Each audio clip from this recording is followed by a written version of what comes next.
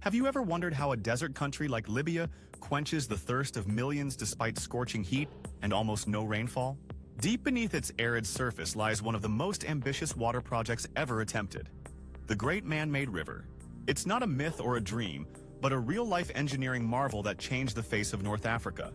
In this video, we'll explore how Libya built this monumental system, the vision behind it, the sheer scale of its construction, and what it means for the future of water security in dry regions around the world. So let's dive into this underground wonder. Beneath the vast Sahara Desert lies an ancient treasure, massive underground aquifers holding fossil water that's been buried for thousands of years. In the 1950s, oil exploration teams discovered not just oil, but vast underground lakes of fresh water in Libya's southern desert. These aquifers, formed during a wetter prehistoric era, became the foundation for a dream: to bring water from the desert to the people. Former Libyan leader Muammar Gaddafi envisioned a project that would transport this water north to Libya's coastal cities, home to the majority of the population. Thus, the Great Man-Made River was born. Construction of the Great Man-Made River began in 1984, and it was nothing short of colossal. The project involved building over 1,700 wells, some as deep as 500 meters, to tap into the Nubian sandstone aquifer system. These wells feed into a network of enormous underground pipelines, stretching over 4,000 kilometers across the country. Some of the pipes used are over 4 meters wide, large enough to fit a car inside. The water is pumped from the desert aquifers in the south to the densely populated cities of Tripoli, Benghazi, and Sirte in the north, turning once parched lands into fertile zones. The Great Man-Made River is often dubbed the eighth wonder of the world, and for good reason.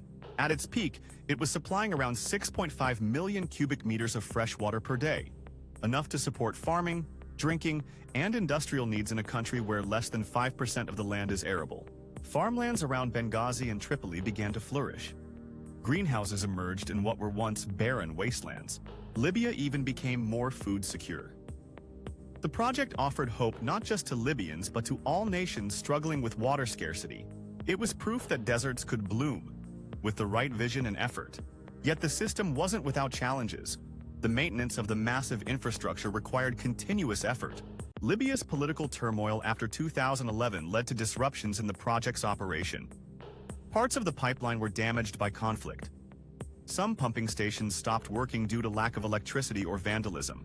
International sanctions during the 1990s also slowed the delivery of vital equipment. Despite these setbacks, the core infrastructure survived, and water kept flowing in many areas, albeit less consistently. The resilience of the project under such extreme political and environmental stress is a testament to its engineering brilliance. One of the most fascinating aspects of the Great Man-Made River is that it uses gravity for much of the water movement. Thanks to a clever design and Libya's natural terrain, engineers minimized the need for energy-intensive pumping. That means lower operational costs and fewer emissions. The pipelines were buried underground to protect them from the harsh desert sun and to prevent water loss due to evaporation. This makes the project not just massive but also energy efficient and environmentally conscious, an important lesson for modern-day infrastructure development in resource-scarce regions. Despite its successes, the Great Man-Made River raises an important environmental concern: sustainability. The water drawn from these underground aquifers is fossil water, non-renewable and thousands of years old. Once depleted, it cannot be replenished in any meaningful time frame. Experts warn that continued heavy extraction could exhaust the aquifers in a few decades.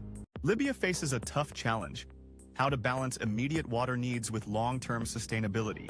The project might buy time, but without investment in desalination, recycling, or other renewable sources, the country could face a serious water crisis in the future. Today, the Great Man-Made River stands as both a marvel and a warning. It showcases how engineering can solve even the harshest environmental challenges, but also how limited natural resources must be used wisely. New generations of engineers, scientists, and policymakers are now looking at ways to make the system more resilient and sustainable.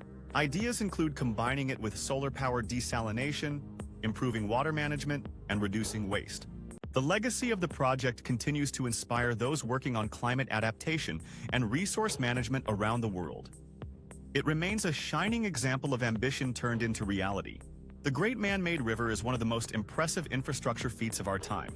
an underground artery pumping life into one of the driest places on Earth. But like all great systems, it comes with responsibility. As we marvel at what Libya accomplished, we must also remember the importance of planning for the future. If the desert can bloom once, it can bloom again, with innovation, cooperation, and sustainable thinking. If you found this story fascinating, don't forget to like, subscribe, and hit the bell for more amazing stories of human ingenuity. Thanks for watching, and see you next time.